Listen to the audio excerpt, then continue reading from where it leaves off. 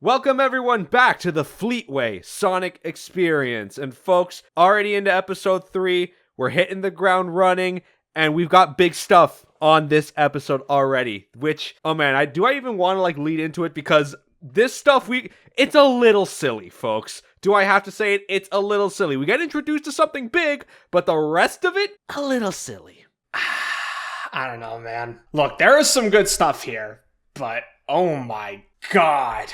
At what point can this stop being a Britishism and just be like, oh Jesus Christ, I got flashbanged? Oh, there's some stuff in here that's like, huh? Like, what's going on, bro? Yeah. I think without to waste any time, let's just get into our first comic, our first little story, Sonic the Comic number 24, brought to us by Kitching and Elsing. We start, Sonic is running in a base of some kind and suddenly tripped up by something kind of fast moving, and is then quickly electrocuted by this unseen figure and destroyed, as this Sonic turned out to just be a practice robot. Grimer and Robotnik very pleased with this data and determined it is time to commence Operation Terminate Sonic. Already we were starting really strong here. He is coming. He's coming. We then move to Emerald Hill. Robotnik's ship conducting a raid and kidnapping civilians. Sonic is just seeing all this happen, telling the rest of the Freedom Fighters, yep, Intel was right. Robotnik's currently mass arresting people. Porker figures Robotnik is trying to step up the Badnik production and everyone here will be turned into robots, and Sonic leaps right into action without a plan. He's just going dead center, smashing swap bots, and Johnny has to go in to back him up and are all quickly surrounded. Nice plan, Sonic. Johnny chastises him. Real nice. Well, everyone has an off day. Bro, no, this is not an off day. This is, you're being a clown. Stop being a clown. And then the group is arrested, Sonic requesting a first-class seat as he's pushed into the elevator. On the ship, the Freedom Fighters are told you've been in the thorn of Robotnik's side long enough. And this individual, one of Robotnik's generals, this semi-realistic looking warthog by the name of Trusk. Elsing, what's up with this design? Average 1940s British person moment. I don't even know where this came from, but Trusk says they will all be taken to the Vegafortress on Mount Mobius, which I think is referencing the premise of Sonic Spinball, which is kind of an interesting reference to just kind of throw in here for fun. Doesn't go anywhere. We'll have more on that later.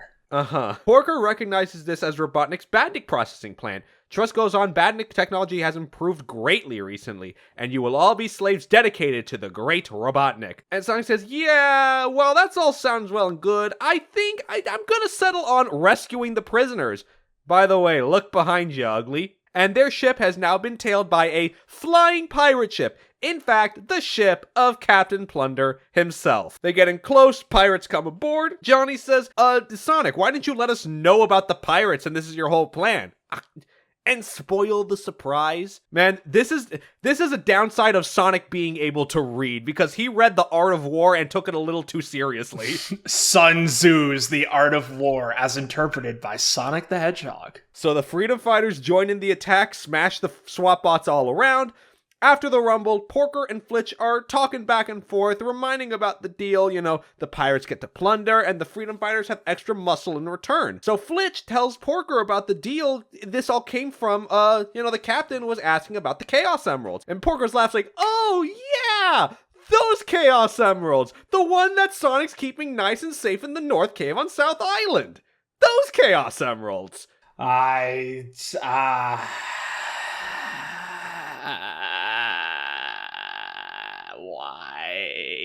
is he like this, man? Yeah, and as soon as he said that, Flitch turned around, ran right to the captain. Porker's just like,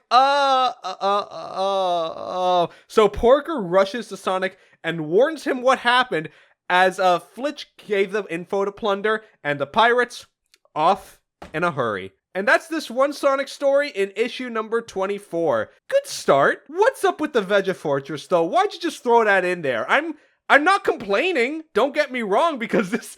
I'm coming back to Archie, where this is leagues above, but like, that was a little weird. What was up with that? I don't know, man. I couldn't tell you.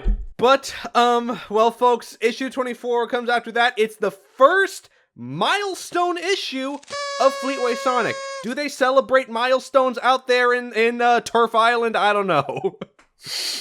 Maybe. I don't know. This is not a... Well, it's not a milestone issue except for one part. IMO. Well, Sonic the Comic number 25, Story A, our first story brought to us by Kitching and Elson. South Island, the location of many of the locales surrounding Sonic and his friends. On the north of the island, there is the Frozen Zone, a place of perpetual winter. The Frozen Zone is the location of the North Cave, where Sonic has been hiding the 6 Chaos Emeralds, secret until today. The Mystic Zone pirates arrive to take the Chaos Emeralds for themselves. Plunder joking that Sonic will make pork chops out of Lewis when he finds out he told him the location of the emeralds. Plunder tells the crew spread out thin and find the emeralds. The finder will be rewarded with a flagrant of rum. Sonic, though, has been tailing them, says, actually, making an extra large cola, you got a deal. Did you really think I just let you walk out of here with the emeralds? So, the Freedom Fighters and the pirates go in dead center for a full clash. Sonic goes up, buzzsaws the stalagmites, fall down, caging the pirates behind them. Tails is pelting pirates from the sky with rocks. Amy, this is a different Amy. Yeah. Okay. So, I'm not gonna lie. Whoever was like, I don't like the hammer, give her a fucking crossbow, was kind of goated with the sauce. Like, unironically. Dude, this is cool as fuck. Amy just getting a random ass crossbow. And it's actually pretty small. She kind of just has them as like a wrist. I mean, look, listen, we could evolve this. If she dual wields crossbows with her wrist, now we're cooking. Oh my god. Peak. And, of course, Poker Lewis is standing behind for moral support. A pirate's about to skewer him, and Amy saves him by firing that crossbow, the arrow shattering the sword to the hilt. What the fuck is in that arrow? What was it made out of? Based ammonium. I don't know, man. Anyways. Ammonium. Plunder ends up being able to grab Tails out of the sky and holds him hostage. Sonic just gets the message. Okay, let the kid go. Take the emeralds. He points them in a pond nearby. Go right ahead. And Tails warns, but wait, Sonic, the emeralds are still charged with pure evil. And Flitch confirms, yep, emeralds in there. And the pirates yoink them and run. As they take their leave, Tails reminds him the emeralds need to be kept cold lest they become unstable. Sonic is of the mind that let's just step back for a sec. Let's see what happens for a minute, okay? Later, Tails brings Sonic towards the flying pirate ship out on the tornado, keeping low as to not be spotted. Sonic leaps up and comes aboard onto the pirate ship. Oh my god. Where he discovers the pirates have been turned into hippies. Uh-huh. And they even invite Sonic to join their circle. He demands, Sonic does, Plunder give back the emeralds, and our man just like, sure, here you go, man. All property is theft, right? They're yours. Nigel, my man, where'd that come from? He's cooking. Let him cook, let him cook, let him cook. Just let him cook. Sonic takes the emeralds and just runs along. Peace and love, man. Peace and love. He hops back down to the tornado, and Tails thinks Sonic had to deal with some hideous creatures to get the emeralds back. Sonic says, nah, these emeralds, remember, they absorb evil, not radiate it. But you're right, it was kind of ugly, but nothing I couldn't handle, though. Hey, look at me, look at me. Meanwhile, back in Emerald Hill, the village is still under siege, something attacking the civilians from the sky, as it appears to be Metal Sonic, demanding that he be brought Sonic the Hedgehog. It is time for his extermination. And we get a nice full-page spread revealing one of the central villains of this comic. Welcome to the Metallix. One of the central characters in Sonic the Comic. I gotta say, man, Elson's art, it's just so clean. It's really good, and he's all like chibi-fied. It looks really... Listen, will I present a conspiracy theory now? Was Metal Sonic in Generations inspired off Elson's art? I'll leave that for you, listener, to ponder. Yeah, but honestly, this isn't the real reason why we're interested in this issue. There is a story C here, and it finally gives us lore. Lore. Ken Pender shows up. Oh god, no, I'm sorry. Stop. We must not speak of his name. We do not speak of him. I have to say, man, I respect the fuck out of the Sonic the Comic team for this. Yeah, no, this is perfect. If you're gonna do these like quick rapid fire segments of just like in general segmentizing all these stories, yeah, creating a segment dedicated to the backstory, that's perfect. That's exactly what you want, especially when the comic hits like 25 issues. There's like something in the back of your mind going, yeah, this comic is going to last a while. Let's flesh some stuff out. At least we can flesh stuff out and maybe set up for future stuff in the meantime as well. I want to read through this, and I want you to think about something in the back of your head. Who did it better, Archie or Fleetway? Let's start. A narrator opens on the side of a galaxy. If you travel 117.63222 light years away from Earth, you will find a small galaxy. Except you won't, it's in a parallel universe. Different time zone, whole other region there, completely made of dark matter. But if you were able to get there, this is what you'd see. The beautiful, unsplit world of Mobius. That is, of course, until Dr. Robotnik came on the scene. But I'm getting ahead of myself. Mobius is made up of several continents. The continents are divided into areas called zones, such as Green Hill Zone. We're focusing on South Island, particularly the Hill Zones. Market Day is in one of the Emerald Hill Zone villagers, and you think it's a little boring, a little dull. Forget it. This is the neighborhood of our own Sonic the Hedgehog. Hidden in one of these zones is his secret base. Where, though? As I said, it was a secret. And for this guy, had to get to him sooner or later. Old rotten egg breath himself, Dr. Robotnik. After a few setbacks, Robotnik had set up base in an alternate dimension known as the Special Zone. From here, he rules Mobius and coordinates his operations, sending out badniks into the Starlight Zone. Robotnik has minions running his more important zones, such as the Marxio brothers in charge of Casino Night.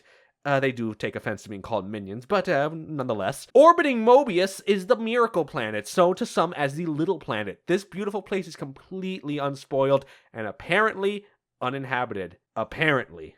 Gotta leave room for some surprises. The Miracle Planet appears only once a month and fades away. Where it goes, nobody knows. But what I do know is the 6 time stones hidden away somewhere on the Miracle Planet, with rumors that Robotnik plans to find them.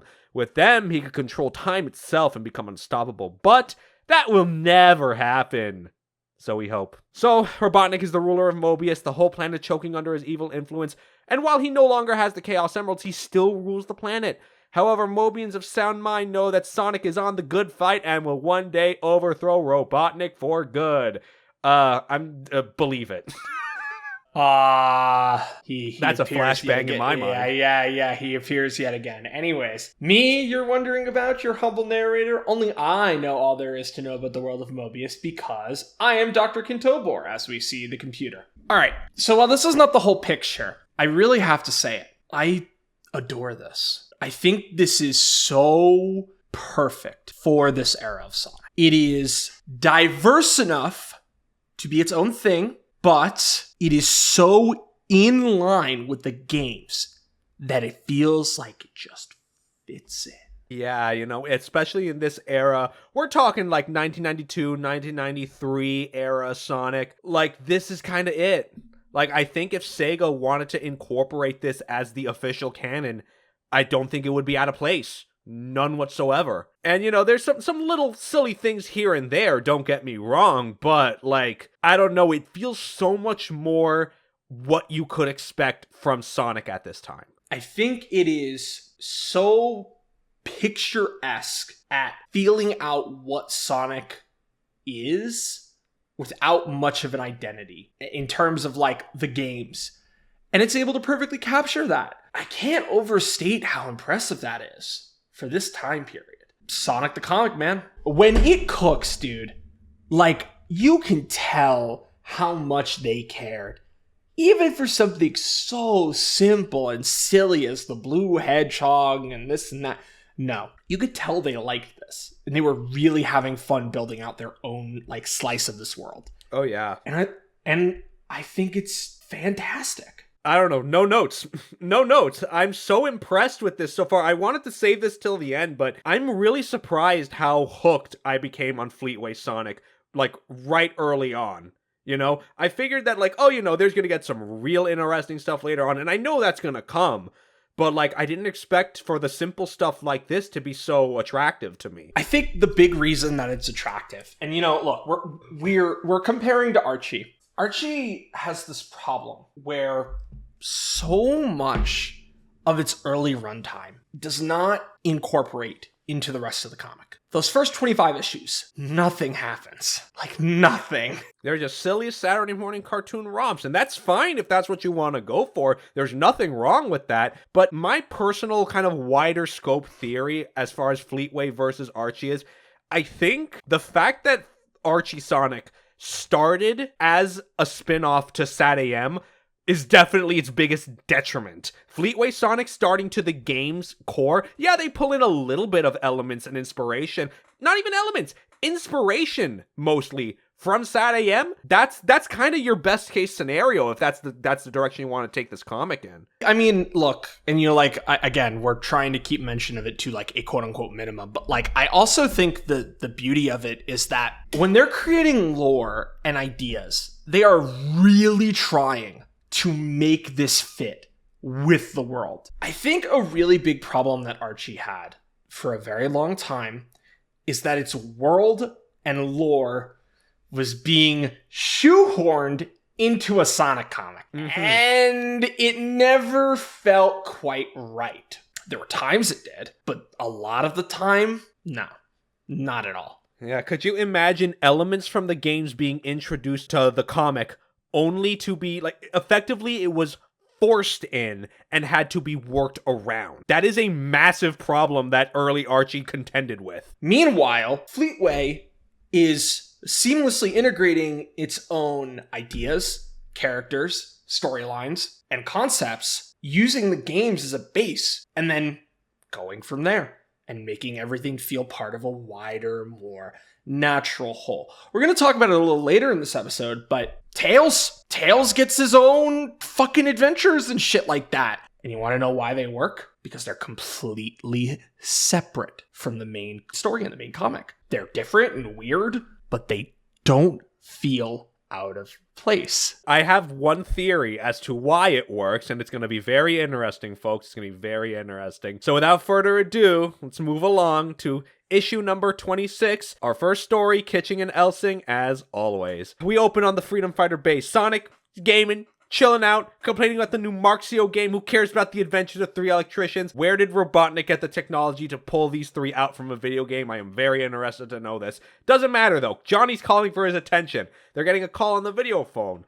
Amy's calling for backup. She's at the Never Lake and a metal hand smashes her receiver. Johnny's freaking out. There are no star pokes at the Never Lake, so Sonic's gotta leg it. Unfortunately, Sonic only left a note and a pencil suspended in midair. Well, a few minutes later, Sonic arrives what seems a pretty barren open field. The whole place used to be a forest, and he looks up at the Miracle Planet.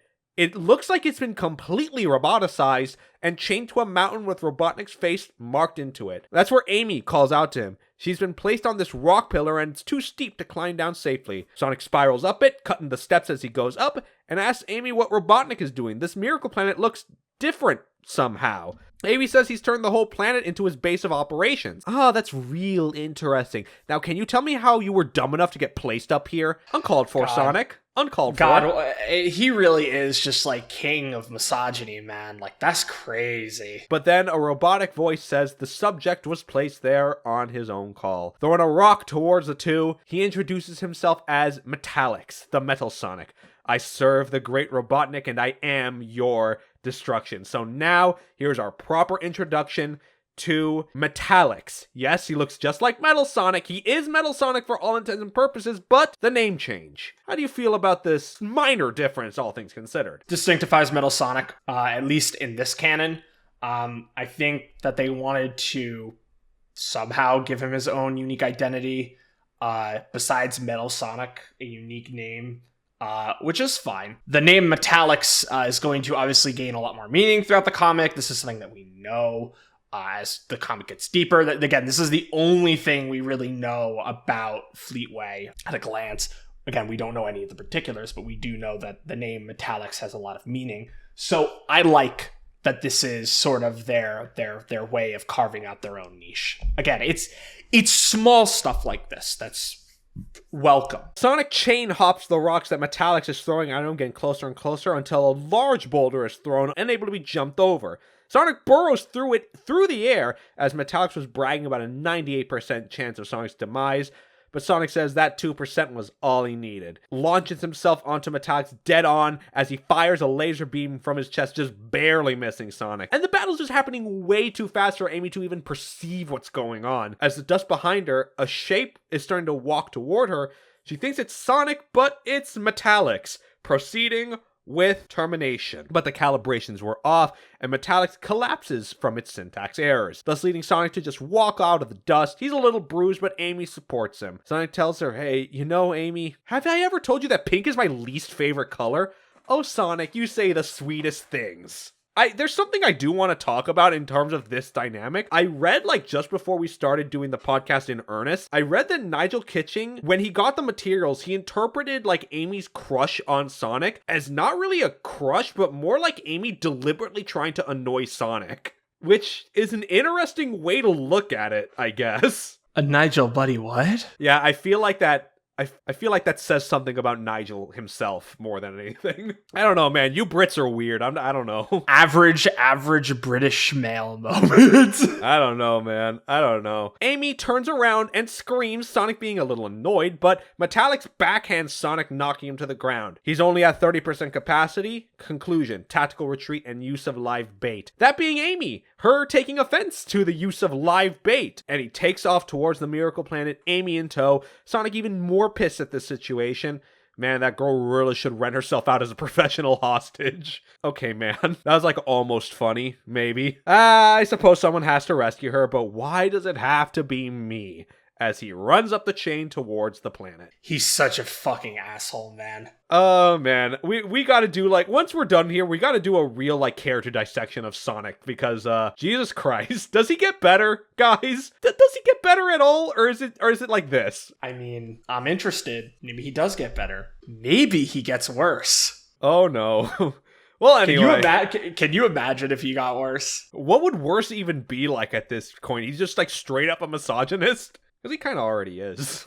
Dude, I can't, man. Anyway, so that's the end of that story. We do have a story C, which continues the lore, written by Kitching and art by Hadley and Burns. So again, being narrated by the Kintobor computer, self-aware computer, before becoming Dr. Robotnik. Back then, when it happened, Robotnik was created from an explosion in the lab and quickly retreated to his plans. Robotnik was created after the machine containing the Chaos Emeralds exploded and also released the Mobius rings, which kept the emeralds stable. The emeralds were warped back to the Special Zone and began to take multicolored properties afterwards. Sonic then called his friend Porker Lewis to help clean up and found a ring which began to talk in Kintober's voice. Porker, recognizing that Kintober's brain patterns were recorded in this ring, so Porker built a computer to contain it, which Kintobor says people think he's a copy of the original consciousness, but that's not the case.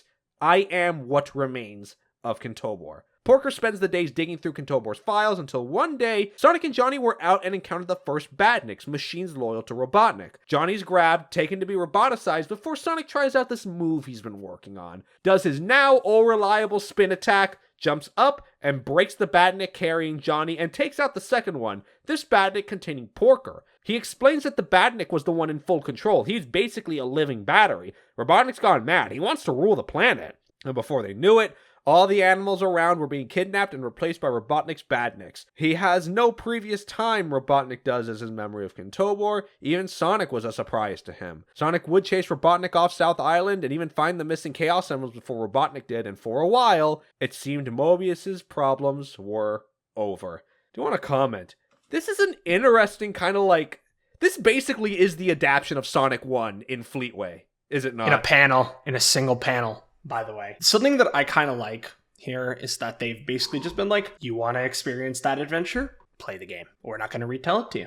There's no need to. Game's out. Go play it. Yeah, and it's a kind of a interesting way to just basically give the short and sweet of it too. I don't know. That shows something to like even the reader base, that even the team at Fleetway is like, hey, look, our audience is here for a reason. They like Sonic because, you know, they've played the game already. We don't need to recap it. You could argue maybe it's just like, oh, the game has been out for a relative amount of time. It's still fresh in their minds. Sure, fair enough, no reason to recap it. Something's going on here, and I kind of like that. Let's continue onward with Sonic the Comic number 27. Our first story, as always, our lovely pair Kitching and Elsing. So we open after the Metallix encounter, just around the Never Lake. Tails, Johnny, and Porker arrive, no one else to be seen. Tails says the miracle planet above has basically been roboticized, with the planet growing more and more brighter. Porker thinks, as far as we know, Sonic could be up there right now, and since the planet only appears once a month, I think maybe we should just be patient here. So then we see Sonic arriving on the planet, on his own for this one.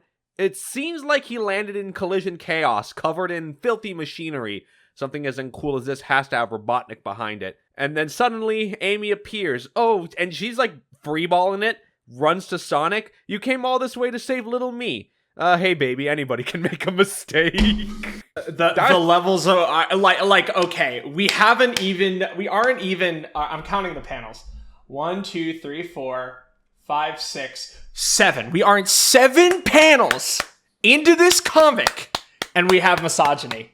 Jesus, man, what are these Brits up to? Can we go for 5? 5 panels next, Nigel Kitching. I'll do it better. First panel, blatant misogyny. Amy says, well, she doesn't know how Robotnik was able to do this to the planet in such a short time. The planet didn't look like this a month ago. Well, okay, where'd the robot me go? She says just dropped her off and ran away. Maybe he stopped working since he took so much damage. Then, Amy swoons at the thought of being alone on this planet with Sonic for a whole month. How romantic. Obviously, Sonic would just rather fight Metallix. Speaking of... He appears and throws a laser blast. So I want to make mention of this shot because it's genuinely great. Sonic, turns away from Amy, grabbing onto his arm, and then... the Metallix appears and shoots an energy beam from its chest. Amy, flies back, but Sonic is just bruh. Arms hey. out. It's hey, what the fuck is this? And then it's not even the best part of it, right? The Metallix starts talking about how he wants to destroy Sonic. It's his only purpose and he will never stop. And he says, not even if I say pretty please. But more importantly, we have to talk about this specific panel of art. I don't think this is the same character. This isn't Sonic. I don't think that's Sonic the Hedgehog. Ooh, oh, that's a classic. So that's what we're looking at right up here is sort of a classic motif of Richard Elson's Sonic as he draws it. I believe the boomers, as the Sonic the Comic fans are called, I believe they refer to it as a Christmas tree or pine tree Sonic. Please correct me if I'm wrong, but yeah, that is kind of a hallmark of Elson's Sonic art. Yeah, it's prevalent also in the next panel where Sonic is running away, and you can see the Christmas tree shape of his quills. Which how do we feel about this? I don't know. I feel like Richard Elson gets the pass. He gets the pass. Yeah, his art is too good for me to be mad about this. It's just a weird design choice, if that's an accurate way of phrasing it. Sonic takes off, leaves Amy behind, and from the look of it, yeah, Sonic kind of just ran away, as Metallix is about to take Amy away, figuring she's been abandoned, until Sonic turns out he circumnavigated the planet and just hit Metallix on the other side. Planets are round, girl. You ran around the entire planet? Absolute psycho. Okay. But why is Sonic even being... He's just a gamer. He's just a gamer. Dude, this is crazy. Holy shit. So Metallix warns Sonic the technology that made him also made this metal world. It is a part of me, supplying me with limitless power. Sonic's not showing any fear. Spin attacks into him, but bounces off a shield made of electricity. Surrender, Sonic, and I will make your last moment a quick one. Termination probability at 70%. Getting a little out of hand for Sonic and ends up tripping over a wire. Termination jumping to 90%.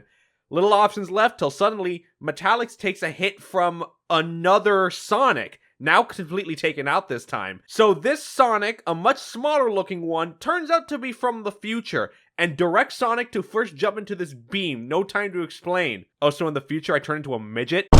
Sonic, you cannot say that, bro. What the fuck? We are reaching levels of British not thought possible. What is going on, dude? Holy shit. Oh god. Can we just call this episode Certified British Moments TM? Yeah, I hope someone's keeping track of all our British moments. We're gonna make a compilation at the end. Well, Future Sonic pushes him into the beam, so now they match height. Future Sonic says to present him, this better not be a trick, and then gives the present self a gray rock, and gives him a time stone. Take this to the past and prevent all this from ever happening. Before Metallix recovers, right? I wasn't quick enough for that. And then looming over them, Metallix has rebooted to 100% efficiency. And that's the end of that quick story. The British moment presented here was a flashbang. I apologize. I am just reading as I see it, folks. Alright, you know what? Whatever.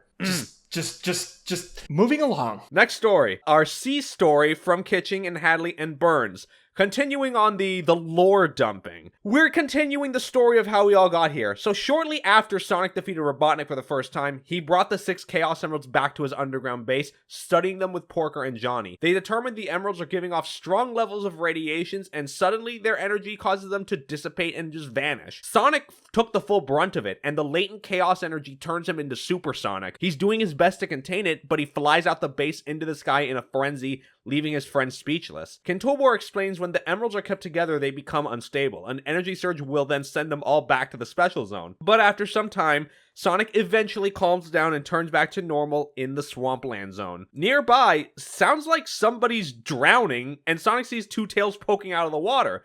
He can only pull one out at a time, so he grabs one tail and yanks him out the water. This person happens to be Tails. Surprise, surprise. Thanks, Sonic, but Sonic apologizes that he couldn't save his friends. But he explains, no, I have 2 tails, see? And if I spin them like this, I can fly for a little bit. Not bad, little guy. What do they call you, pal? Oh, well, my name is Miles Per Hour, but everyone just calls me Tails. Go figure. Then, Robotnik returned. He built a satellite called the Death Egg, which Sonic would fight his way through Badniks before making it up there, waiting for him in his new battle armor we now know as the Death Egg Robot. And as far as the emeralds go, Sonic got him again, and this time kept them in a safe, stable place. That being in the North Cave in the Frozen Zone, and nobody goes there until recently, but that's another story. Okay, so a little bit more addition, and we basically got a prelude to Sonic 2 this time around. Which is quite interesting. The story of Sonic and Tails meeting actually is not that different from, I guess, how we canonized it today. It's just he was drowning, and Sonic is being Sonic in this comic. I mean, overall, it's strong. Yeah, agreed. I mean, again, it's world building stuff. Also, the fact that Sonic, unlike using the Chaos Emeralds to turn super, he absorbed their radiation energy to become Supersonic whenever he gets really stressed or his emotions heighten is interesting.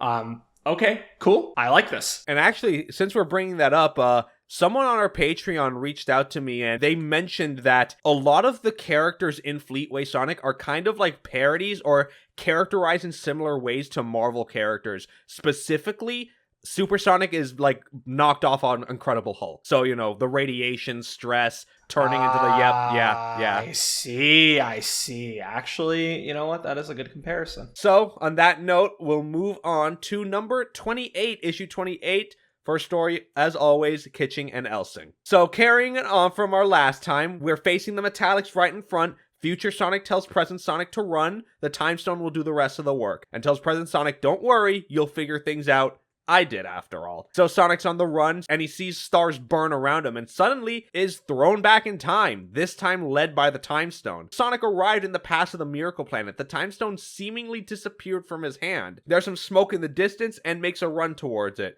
He finds the source, seemingly the machine which roboticized the planet in the future. Still small, jumps in, and understands now why he had to shrink. Inside, Sonic moves his way towards a light source and finds the machine being powered by a time stone. He removes it, and the machine itself begins to break down. Maybe Porker could have told me what this was, but the science stuff is too boring for a cool hedgehog like me, of course. Sonic uses the time stone to hopefully go back to his time, and he arrives just before Metallix attacks himself in the past and Amy. So now we see the beginning of that scene from, you know, quote-unquote future Sonic's perspective. Leads his past self into the shrink ray. Sonic says a slur, gives him the time stone, calling him, run to the past, you'll figure it out. Sonic says a slur, goes back in time. No, in doing so, giving his past self the ability to go back in time, he did everything right, but nothing's changed. As all of a sudden, life begins to bloom back to the Miracle Planet. time is reorganizing itself. He starts growing. Robotnik's machines never grew to cover the planet, but most importantly of all, you were never built. And he's gone. Yeah, just fucking fades away. Amy congratulates Sonic for his work. And Sonic's just like, well, it's not all good news. I saved you, didn't I? Again, Sonic, uncalled for, bro. You gotta learn to chill out. Nah. This is where it gets crazy. You know, Sonic, the Miracle Planet doesn't appear on Mobius for a whole month. We'll be here together, all alone, just you and me. Boy, I'm really going to miss that Metallix. Okay, that's actually funny. I'll give you that. That is actually funny. I know. Well, that is our A story. Well, guys, I hope you like Tails lore. Again? What the hell? So, like, okay, I guess this is going to be a recurring thing. How do we feel about Tails lore so far? This is psychotic, but a good kind of psychotic, unlike, you know? Yeah, I don't know why. Because it's contained to the furry dimension. Bruh. Okay. Let me rephrase that. Because it's contained to the Arthurian dimension, it's not that bad. True, fair enough, I guess. Literally removed from everything else. But there's another quirk that I think we need to go through it before I really talk about it. So, this C story was written by Mark Isles, and the art by Casanova and Burns. So, we have a new writer, Isles. He primarily worked on the other Sega stories in Sonic the Comic, and post-cancellation would actually leave the comic book industry altogether and would work in game design. He has credits with Rainbow Six on the PS1, Mission Impossible on the Game Boy Color, and The Mummy on Windows PC. So primarily did adaptions his entire career. Funnily. Well, I can't fault the guy for trying. Yeah, you know. Also, I have to say the title of the story. This is The Morbidden Hunt. Don't think about it. It's morbing time. Fuck, I had to say it.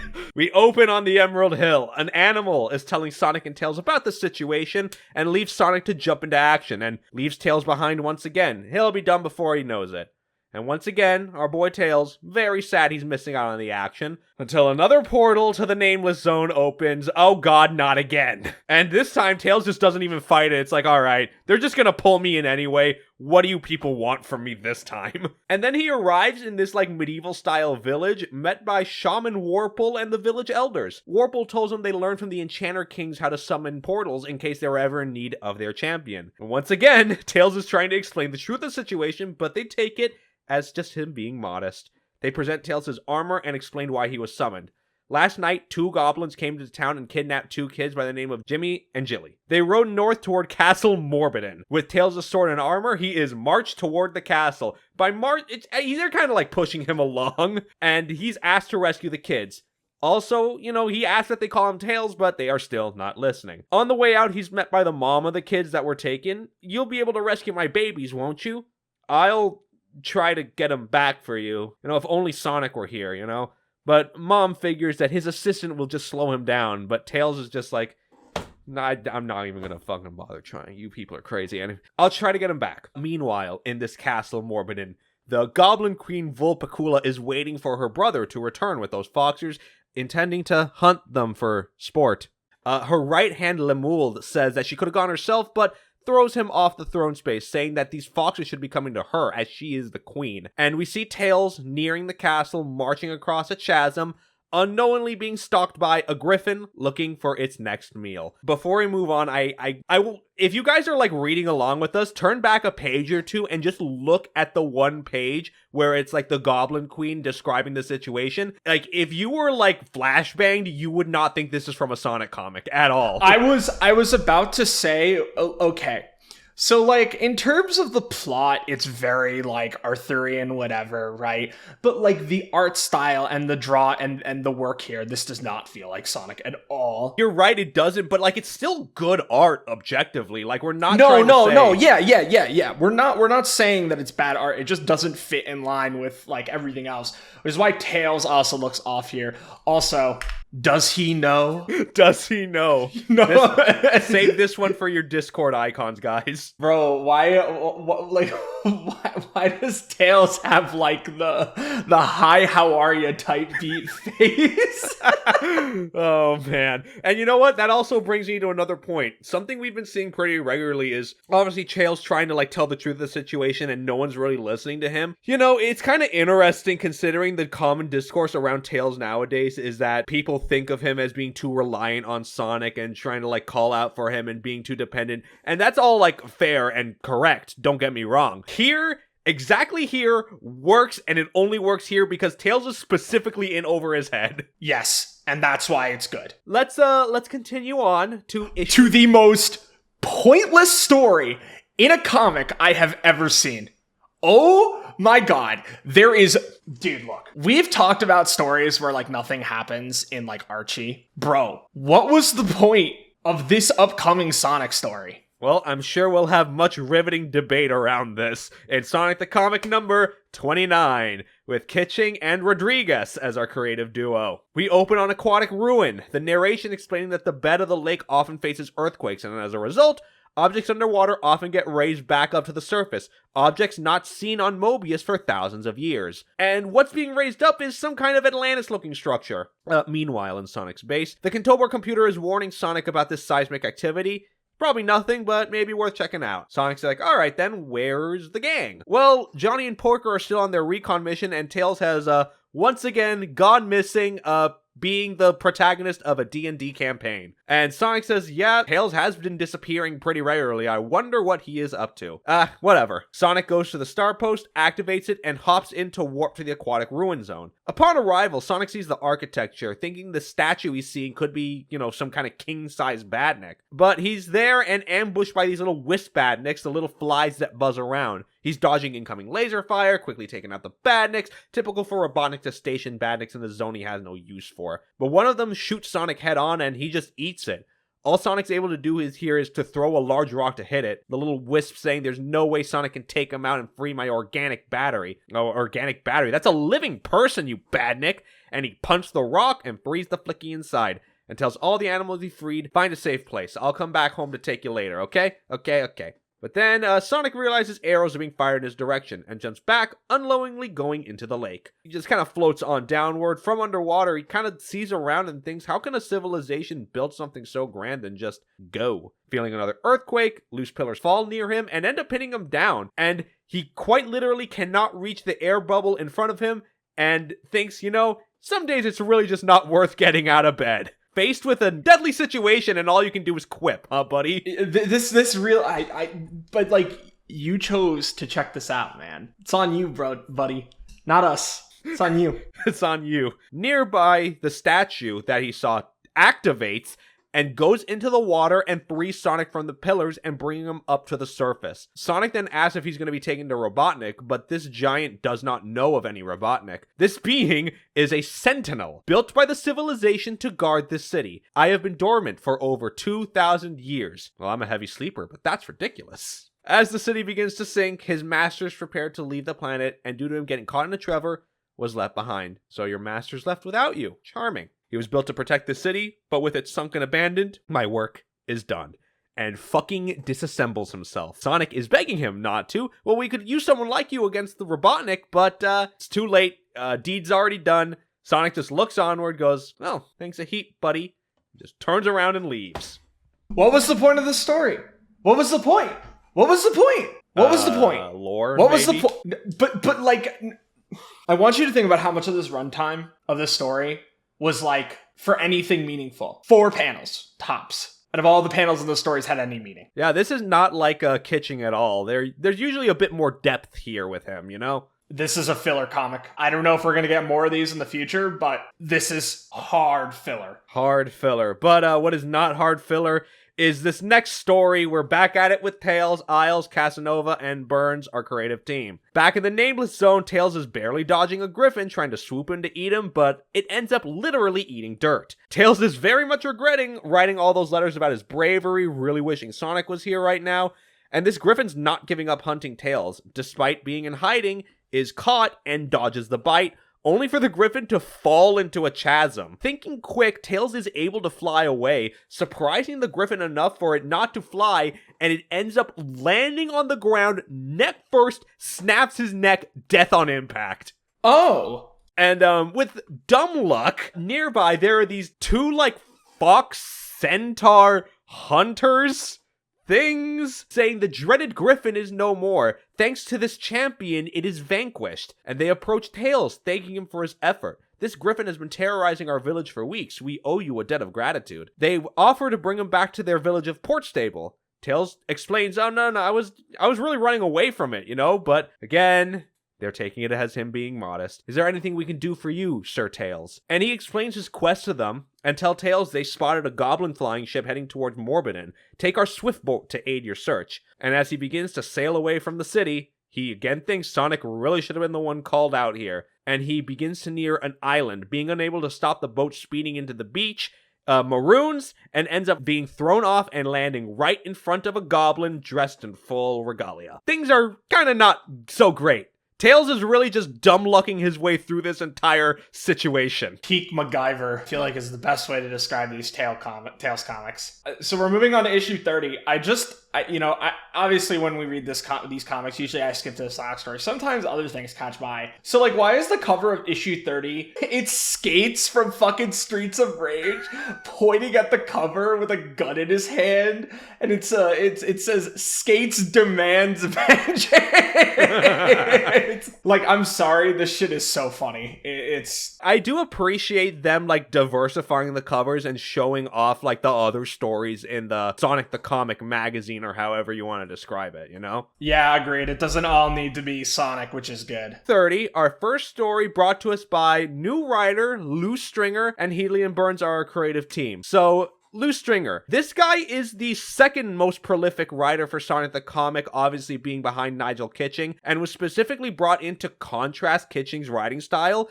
Since Kitching kind of writes more like serious, more underhanded stories for Sonic, Lou Stringer kind of has a bit more of a fervor and more humorous tone.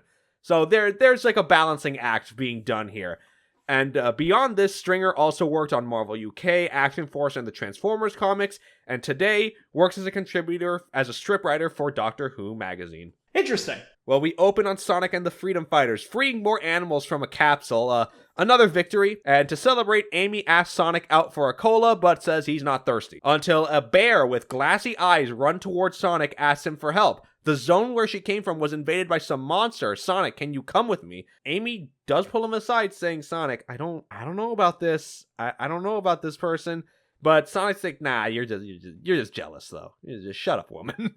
Tails does kind of back her up, though. Like, something is off here. Well, if you're so concerned, you can stay. And Sonic takes the lady and runs in her given direction, and there's no way the two of them can catch up. Once Sonic nears her home zone, this kind of steampunk adjacent kind of place, Sonic's like, yeah, this place is a little off-putting, and are quickly ambushed by SWAT bots. He can take them out easily, but does ask about that monster, as the woman transforms into a larger, more monstrous form, tries to crush Sonic to death. Yeah, okay, Amy and Tails were right. You are not so nice of a girl after all. And this woman introduces herself as Metamorphia, a shapeshifter. I do know this is also another reoccurring villain. I don't know how prominent she is, but, hey, a female villain is definitely welcome in the Rogues Gallery. Yeah, this is an interesting concept, too. Being that can just transform into anything. Oh, yeah. Like we said, her abilities let her change form into anything she wants, and this zone, the Grim Zone, is her home.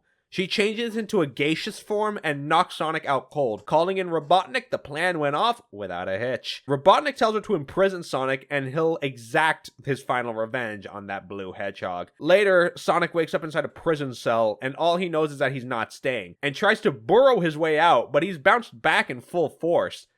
Metamorpha outside says Sonic is being kept inside what's called a retro prison. Any energy that you use will be reversed back to you. So Sonic thinks maybe, perhaps if I just think relaxed thoughts, enjoying the new home. Damn stone walls are in this year. The walls just burst by themselves. Then maybe the reverse energy will first force the block to what? This doesn't make any sense. This is not even a British moment. This is just a comic book moment. I mean, listen, I think we need to commend Sonic because he did the impossible, which is beat his own ADHD. We got to give him a round for that.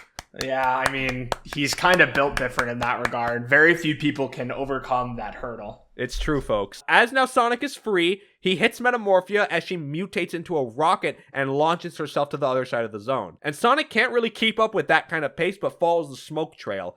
In the approximate area where she landed, Sonic ends up finding Tails. Thought I told you to stay behind at the Emerald Hill Zone. Since when are you my keeper? I'm here to help you, so button it, Spiky. Okay. Help away then. Tails points that the rocket transformed into a thistle into this fire pit over the cliffside. So Sonic looks over the cliff, not really seeing anything, and Tails tries to fly kick Sonic into the fire, but he quickly dodges around. Tails was never that impotent, Metamorphia. Her face begins to show through her disguise, and realizes she can't use her tails to fly like Tails can, and ends up diving face first into the fire pit. Bad luck, Sonic calls it, and runs back to Emerald Hill. And when he comes back home, Amy ribs him that Sonic got chucked by his new girlfriend, but Sonic's like, nah, really, she fell for me in a big way. But she's more of an old flame now. But I'm Tish, he's fucking hysterical. As he watched a being burn alive, just hysterical. Yeah, what's up with him? I think Sonic needs to sit down with a professional here. He's a little too, fervent about the situation. He's kind of unhinged. Just a little bit. As we see, though, Metamorphia took a fireproof form and climbs her way out from the pit.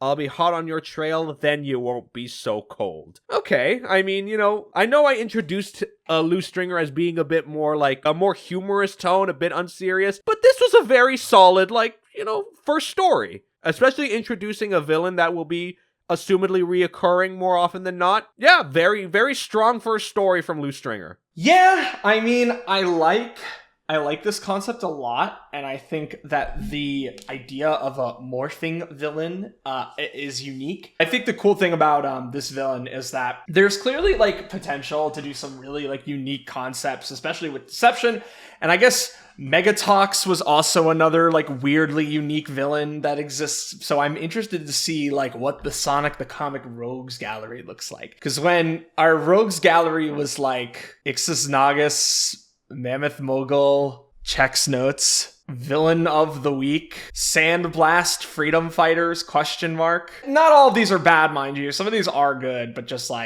I don't know. I guess I kind of like the more comic booky inspired villains for this sort of thing, Right. And I agree 100%.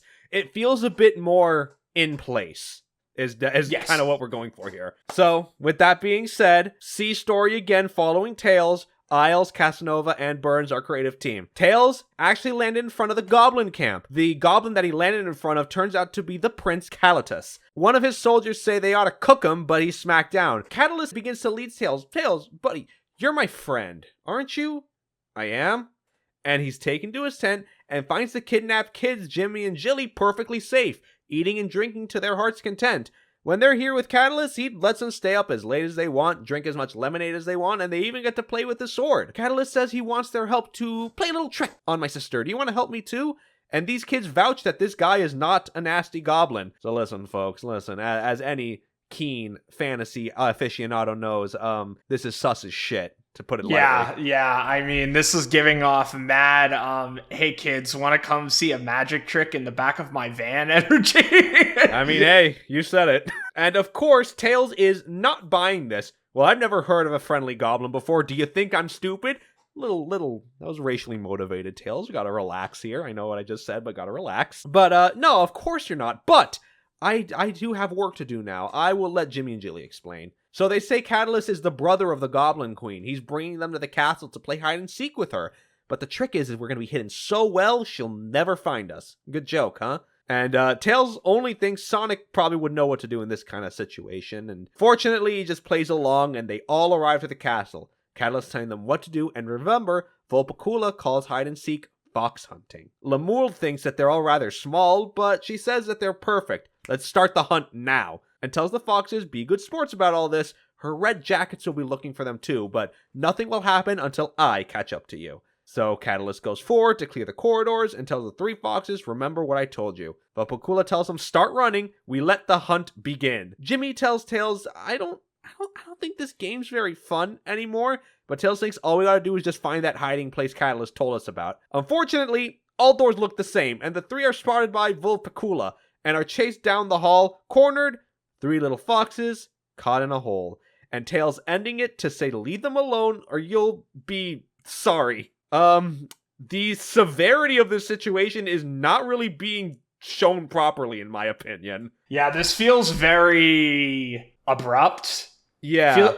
I feel like things are moving way too fast for their own good. As far as pacing goes, like, the main Sonic story is like 7 pages. The other stories are like 4 max. So you're right, this is going way too fast, and this could have used an extra page or 2, definitely. Yeah, I feel like we needed a little bit more time to marinate with this. It is what it is, and it's not that bad. Yeah, all things considered. But still, like, tone-wise, though, I don't think it's landing either. Because, like, what exactly are we going for here? Because, actually, you know what? I'm going to put a pin in that. Leave that in the back of your head. I'll talk about that once we get to the end of that story. But our final story tonight, Sonic the Comic number 31, Stringer and Hardly are beginning a story. Emerald Hill. A group of civilians get ambushed by Badnik. Sonic's ready to jump into action, but was beat to the punch by a green Sonic lookalike with a C on his forehead and chest, wearing a cape. Okay, listen, folks. I see green Sonic, and I was flashbanged once again. No, I mean, me too. But I hate to say it, this motherfucker radiates some real Your Name the Hedgehog energy. For real. Well, seems...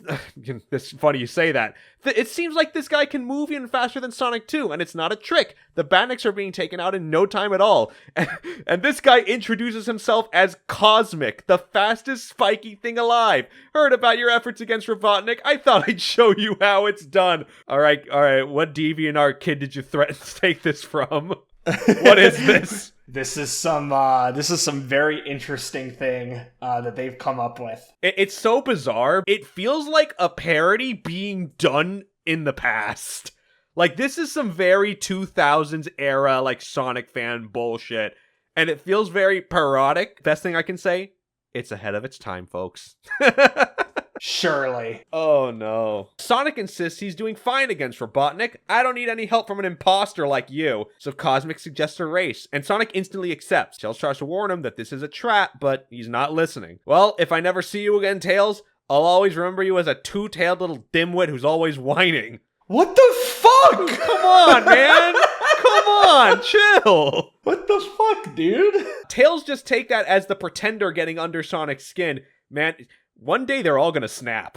Like, one day they're all gonna snap. Yeah, they're just gonna fucking murder him in cold blood. Cosmic and Sonic prepare. First to the end of Emerald Hill is the winner. And the two take off at full speed, blowing away people behind them. Sonic thinking he's got the advantage here. Cosmic jumps over a spike roller that Sonic rolls under, as Sonic reminds him this is a speed race. Cosmic takes the loop, but ends up getting dizzy getting to the bottom. Sonic gets to the end first, but sees Cosmic winded and tells him, hey man, take it easy. It was a one hedgehog race from the start. Cosmic agrees, because I am not a hedgehog at all, and transformed into his true form, that of Metamorphia. Oh wow, look at that. Sonic is surprised, I thought she was dead, but knocks him into a palm tree. This plan was perfect. Get you away from your friends, take you out, and have Badniks ambush your friends. She traps Sonic in a net form that she takes, but he's a hedgehog. He burrows himself underground to free himself. Not a fair move, she says, but Sonic says, call the lawyers, I gotta fly. She tries to take Sonic out again with her gaseous form, but Sonic is prepared and creates a tornado in place and dissipates her form. Sonic's able to take his leave, with Metamorphia thinking the only way she could catch up to Sonic like this is in his own form, changing back to Cosmic to chase after him. Sonic gets back in the village Badniks as they're on the attack, but Metamorphia catches right up on the spot. Unfortunately, the Badniks register her in Cosmic form as Sonic, and the Badniks shoot at her, and she eats the hit clean. The distraction's enough for Sonic to take out all the Badniks. With them cleared, Porker notes there's no signal of Metamorphia left. Probably got dissipated in the blast she took, but Sonic thinks, yeah, only time will tell. So that's the end of the story there, and another solid one. The ending is like pretty like, oh, okay, that's kind of convenient, but, so be it, I guess. Yeah, it's like very open-ended intentionally. Yeah, and I think, I like to think her taking a Sonic-like form to use his super speed is definitely her being inspired trying to change shape into Tails and not really getting it the first try. I wonder how many tries she took to, like, get the speed control down. It's something to think about, but maybe the form just lets her do it naturally to an extent. To an extent. That being said, we got our final story. We are finishing off the Arthurian Dungeons & Dragons Ultima-inspired Tales story, Isles, Casanova, and Burns. We are inside Castle Morbidin. The Goblin Queen Volpacula cornered Tails and the two kids. The Goblin Prince Catalyst told them this was just a game of hide and seek, but seems like she's playing by different rules. Once again, Tails is regretting stretching the truth in his letters, and Volpacula says she quite enjoyed this hunt, and lets them go to start again. And let the foxes get a head start. Jilly reminds them about this hiding spot Catalyst told them about and takes a hidden passage toward it. Some cobwebs later, they're going down a flume. They arrive in the room with Catalyst. He's got a sword in hand, saying he's about tired. He's been ordered around by Volpacula. And let's see how she likes a hunt without any foxes. And our boy's just swinging mad towards Tails. 2 swipes, his sword ends up getting lodged under a wooden beam, giving Tails the opening to escape with the kids. And they're pretty upset that they were tricked themselves, but we gotta keep away from Catalyst and end up outside on a bridge. Their only chance to escape is to jump and fly away. Tails taking the both of them by hand. Unfortunately, he doesn't have a lot of stamina, so he has to find a place to land quick. And as they fly, Volpacula finds the foxes as they end up landing on the goblin ship they came in and quickly cast off. The queen demands they return to the hunt and they be brought back, but later, time passes. The boat brings the foxes back to the village. The villagers welcome back the kids and honor Tails for his heroic efforts. Now you may return to Mobius and go back to your efforts fighting against Robotnik with your bubbling sidekick, Sonic the Hedge Cutter. Okay. The portal opens and Tails returns back to Emerald Hill. Sonic finds Tails just as he came back. Hey, where'd you been, man? Before Tails even has a second to explain, he's like, up, no time, actually. You've had a long enough rest. We got work to do. Come on, chop, chop. And Tails is just sort of like, okay.